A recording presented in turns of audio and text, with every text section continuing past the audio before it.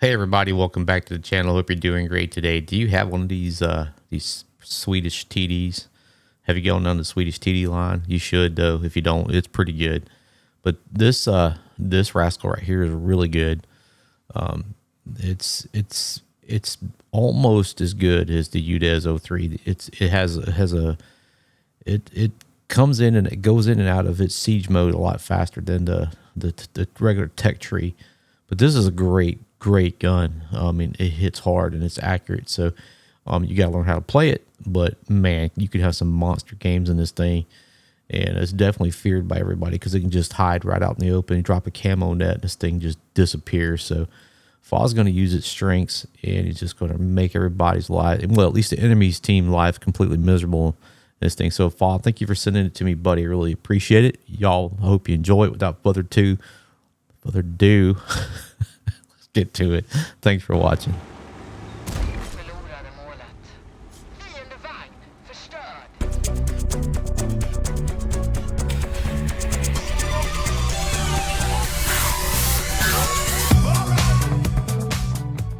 So Faugh's team's going to spawn on the south side of this Malinovka map, and when the clock gets going, he's going to head over to a little bush right around J5.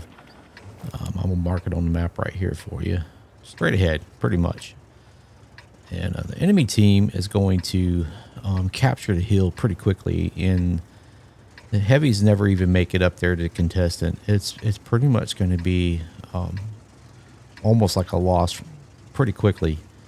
His heavies are going to get stymied, and they're pretty much going to have their ears pinned back the majority of this game. And there's some really good lessons to be learned in what this game you're about to see. Several of them. This T92 is going straight out into the open here, doing trying to do an active spotter run. And he's succeeding. He's going to hit this Hawk 12 for 364.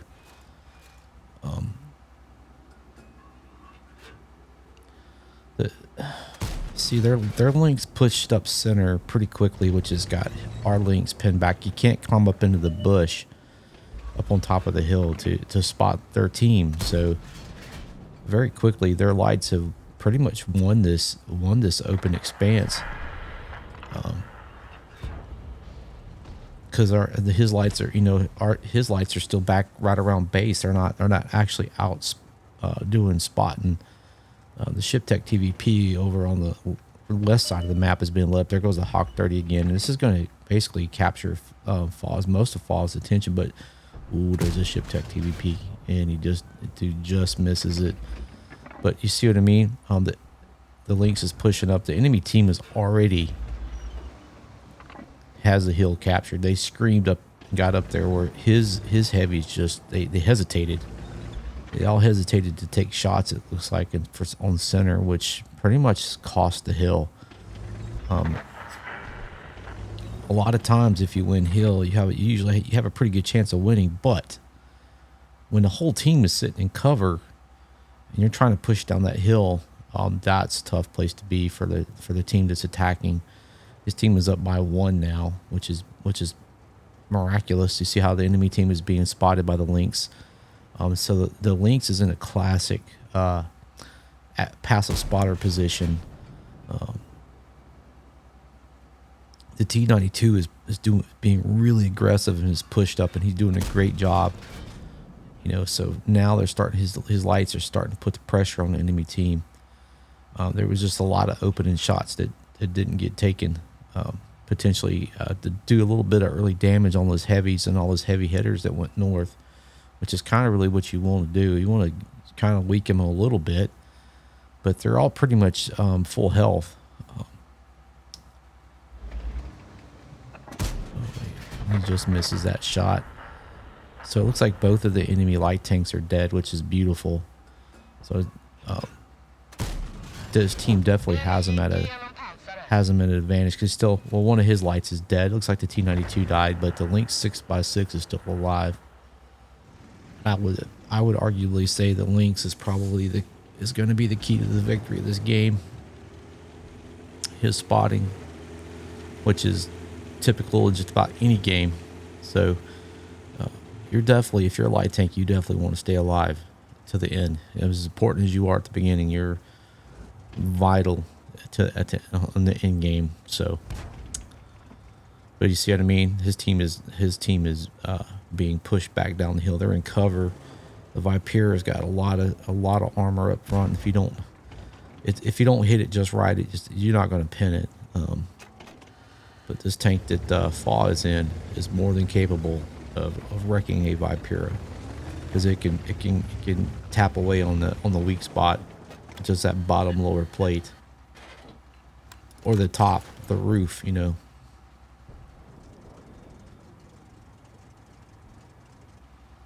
Dudes are in a tough spot when you got an AT-15 and an Strv S1, you know, staring north.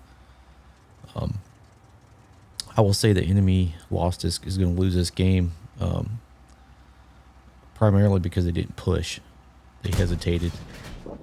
They had the numbers. If they'd have just pushed into Faugh's team, I think they probably could have won. A little bit of foreshadowing. He's going to take a shot and hit this rocket tank. This BZ. What is it? 176. Yeah. One more shot. I think it's got good armor on the turret. It's tough to pin. But this Strv S1, man, this thing hits like a freight train, dude. Just finishing his reload. He's got help. He's, you know, his east flank, west flank, blade molasses is covered, so his flank is protected. That's why he's confident to sit here and stare north. He's, you know, ooh, there goes it. Hits the Centurion one. He looks like he's ducked into maybe some cover.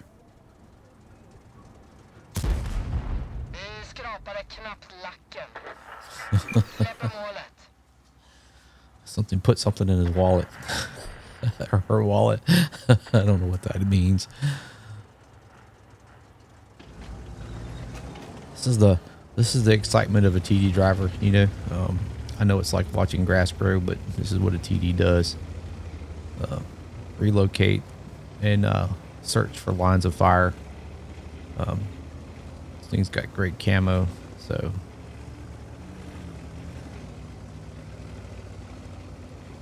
this team is basically going to sit back and let these dudes just drive right into their guns. You know, if the enemy team is, you know, bent on just, you know, destroying themselves, then don't stop them.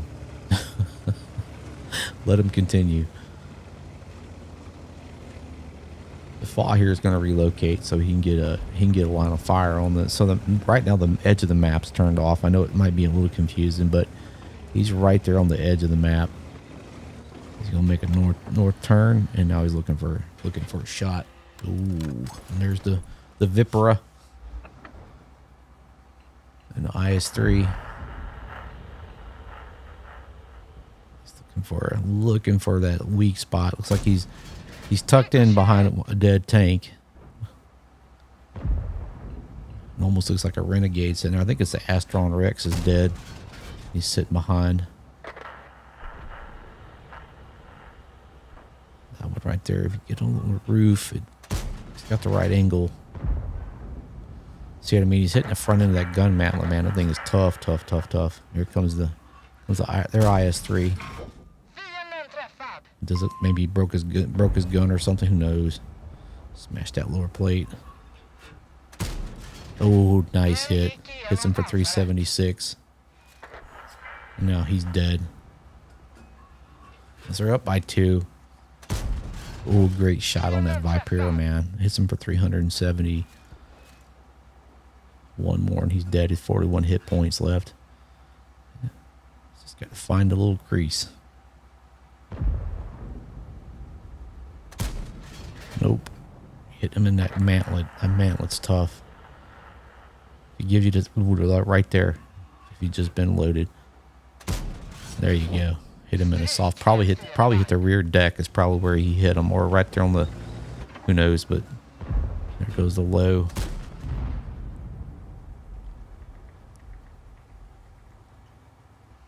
So the Vipera was the second kill. An enemy, they just keep pushing. They're down by 2. They have great map control, but not really, because his team is all in cover. Guess what they still have that they don't have? They have a light tank. And that changes everything.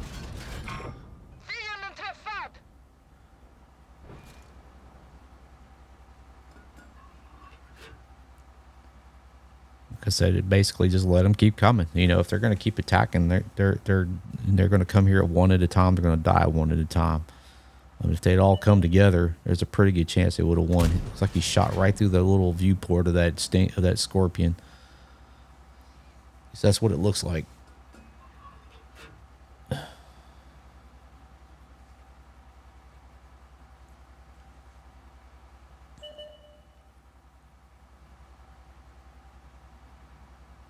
Is he going to give you a shot? Doesn't look like it. He's gone dark. Nope, there he is.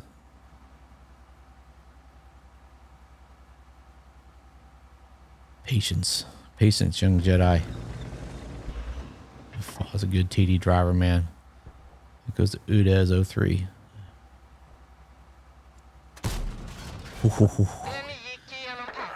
Hits him for 388. Love that tank, man. That's one of my favorite tanks in the game. That Udez 03. It's just awesome. It can go just about the same speed backwards as it can forward. So you can drop it out of siege mode and just take off in it. And I love the way you can raise it up, the way the rear end raises up on it. It's really cool. I mean, the Udez 03. I mean, the Strv S1 will actually dip the nose, but it doesn't necessarily raise the gun up like the Udez 03 does. So it's just very versatile. There goes his teammate in his looks like his team is bugging out, and it's gonna leave Faugh sitting here spotting, which is fine. Faugh's pretty much invisible right now. He's in cover with his camo net dropped, and he can spin around and keep his camo. It's almost like he has a turret. It's like he hit the dirt. That low is a tough tank, man. For tier 8, it's something you can get out of the premium shop, man. It's a really good tank. Now, I ain't gonna do much for you at tier 10, but you know, your basic top tier stuff is it does pretty good. I know it's tough to pin, unless you grabbing the sides of it, you know, or you press that number 2 button. But I don't have the tank, but man, you know, we've all fought against it. It's just got really good armor, so, and a decent gun. So his team's up by 3. They're still pushing. It's almost look at the IS-3. His team's IS-3. He just drowned. I guess he was tired of playing this game. He's had all he could take. He got in the deep end and couldn't swim. So, what do you do? One of his teammates is going to comment on that in just a second. It's pretty funny. So, Faugh sitting here. He knows this Scorpion G sitting up here somewhere.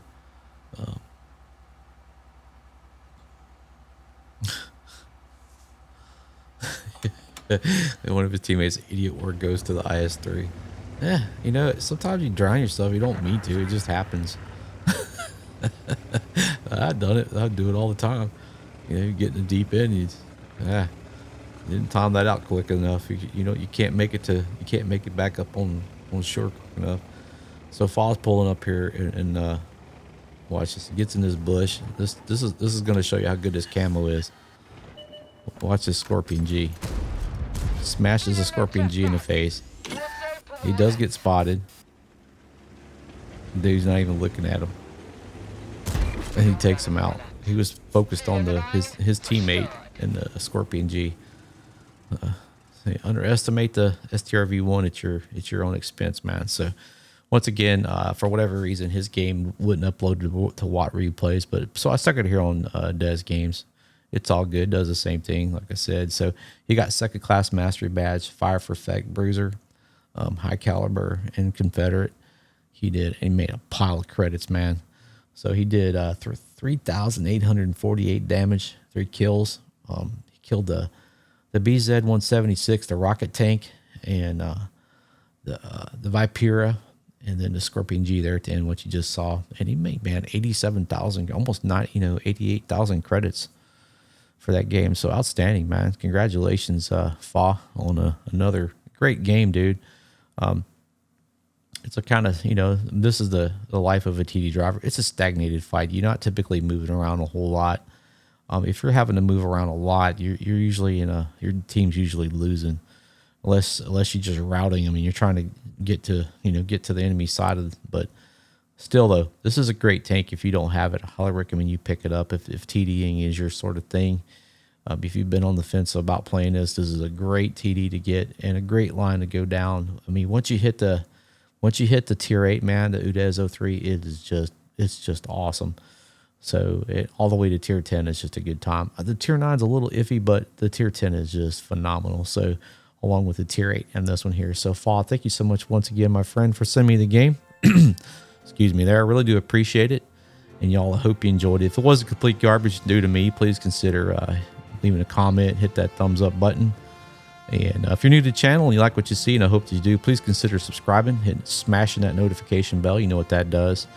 And if you got a game you like to have showed off, like a Faugh here, send it to me. We'll get it loaded up and it'll be great. So anyway, y'all, I hope you enjoyed it. Thanks for watching. Y'all take care, and we'll catch you on the next one. Bye.